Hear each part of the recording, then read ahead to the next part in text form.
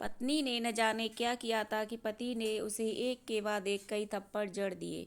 हमेशा हर सिचुएशन शांति से हैंडल करने वाली पत्नी भी इस बार इतनी अशांत हो उठी कि उसने अपनी चप्पल ही निकालकर पति की ओर दे फेंकी। चप्पल पति के बालों को छूते हुए निकल गई।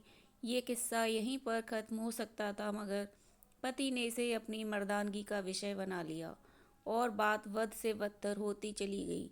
रिश्तेदारों ने भी आग में घी का काम किया। किसी ने कहा, जो औरत अपने पति को चप्पल से मार सकती है वो ना ही तो वफादार हो सकती है और ना ही पतिव्रता।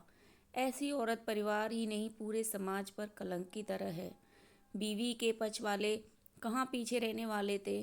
किसी ने कहा, 21वीं सदी में भी जो स्त्री के साथ मारपीट करते हैं उन्हें तो जेल भेज देना चाहिए। तो कोई कहता, जरूर उसको कोई और पसंद आ गई होगी इसलिए अब अपनी पत्नी से मारपीट करने लगा है। बात कोर्ट तक पहुंच गई। दोनों पक्षों ने एक दूसरे के खिलाफ केस फाइल कर दिया। पति ने चरित्रहीन होने का तो पत्नी ने दहेज और शारीरिक उत्पीड़न का आरोप लगाया। 2 वर्षों से अधिक समय के लिए केस चला था। इन 2 वर्षों के दौरान दोनों पति पत्नी अलग अलग रह रहे थे। इन 2 वर्षों के दौरान दोनों पक्षों के समर्थकों की संख्या कम हो गई थी। पहले जहां दोनों पक्षों में समर्थकों का समूह होता था, अब गिने चुने लोग रह गए थे। पति और पत्नी दोनों की आर्थिक स्थिति भी इस समय के दौरान नीचे गिर चुकी थी। जिन्हें वो अपना शुभचिंतक समझ रहे थे, पैसों की बात आते ही उन्होंने भी अपना पल्ला झाड़ लिया था। अगर कोई देने को राजी भी हुआ तो मोटे ब्याज की शर्त पर। आखिरकार वही हुआ जो सब चाहते थे, डाइवोर्स। हर कोई खुश था, दोनों पक्षों के रिश्तेदार, उनके माता पिता और दोनों के वकील। लेकिन 5 साल की सुखद शादी और एक सुंदर बेटी होने के बाद मिले इस डाइवोर्स से पत्नी मूक थी और पति शांत। शायद ये एक इत्तेफाक ही था कि इस खुशी को मनाने के लिए दोनों पक्ष के लोग एक ही चाय की टपरी पर बैठे, आमने सामने। इत्तेफाक इसलिए क्योंकि ज़्यादातर लोग जो एक दूसरे के विरोध पक्ष को सपोर्ट कर रहे थे वे एक दूसरे को अच्छे से जानते भी नहीं थे। पति पत्नी भी इन सभी से दूर एक दूसरे के सामने मेज पर बैठे। पत्नी ने पति से कहा, अब तो खुश होंगे ना, तुम्हारे मन की जो हो गई, मुबारक हो, तुम भी तो आज जीत गई हो। मुझसे तलाक तो तुम्हें भी मिल गया है। Congratulation to you too. पति ने कहा। तलाक को तुम जीत का प्रतीक समझते हो? पत्नी ने पूछा। पति चुप रहा। थोड़ी देर की शांति के बाद पति ने कहा, मुझे तुम्हें 5 लाख रुपए अभी और हर महीने 8,000 देने का आदेश मिला है। अभी मेरे पास पैसे नहीं हैं, इसलिए हमारा मतलब मेरा जो सिटी में फ्लैट है उसे तुम्हारे नाम कर देता हूँ। पत्नी बोली, लेकिन उस फ्लैट की कीमत तो 18 लाख की है।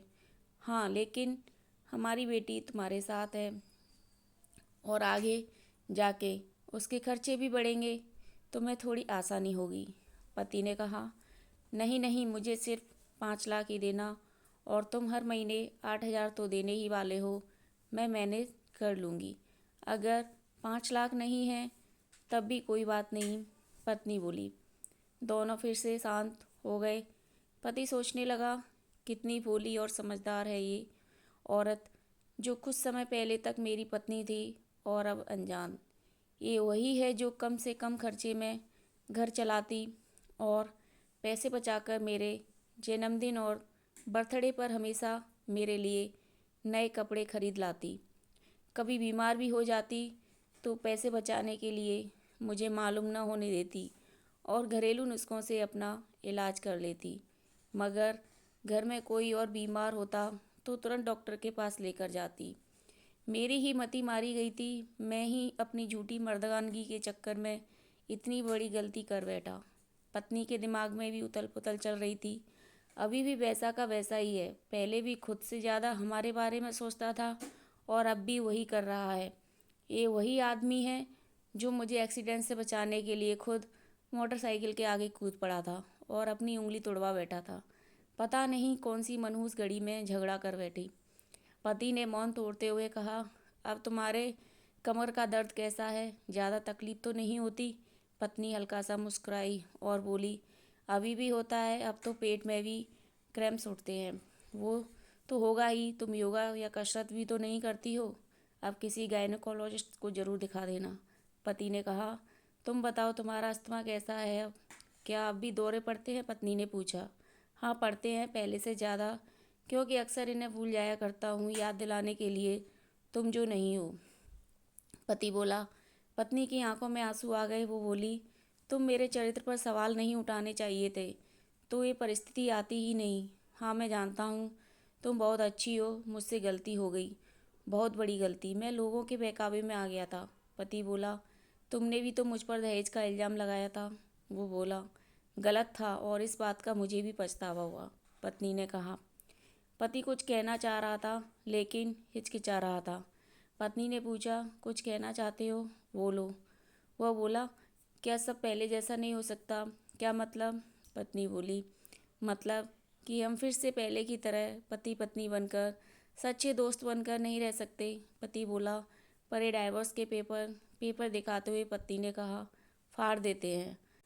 पति ने अपने पास रखे डाइवोर्स के पेपर फाड़ते हुए कहा। पत्नी ने भी अपने पास रखे पेपर फाड़ दिए।